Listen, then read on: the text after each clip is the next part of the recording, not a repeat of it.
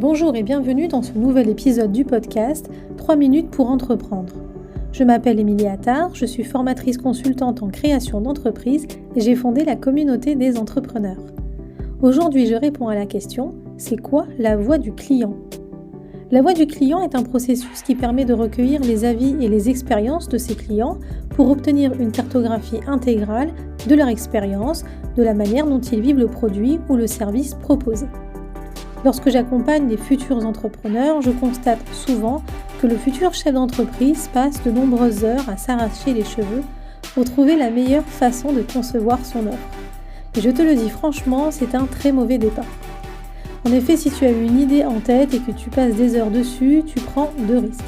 Le premier, c'est de t'épuiser, de te démotiver avant même d'avoir commencé. Et le second risque, c'est de passer complètement à côté des véritables attentes de tes futurs clients.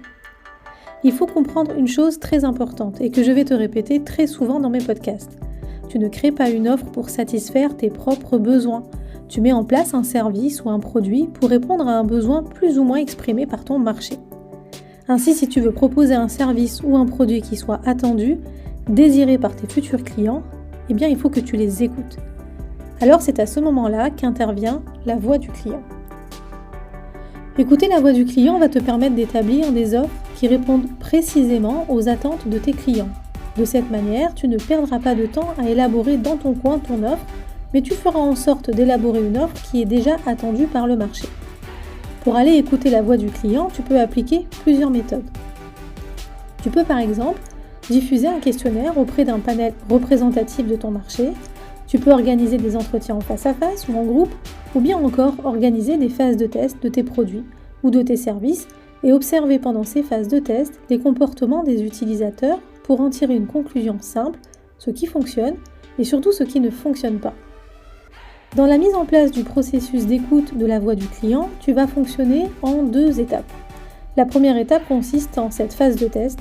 Comme je te l'ai dit juste avant, tu vas aller proposer ton service ou ton produit à ton futur client et tu vas recueillir des informations sur son comportement face à ce produit.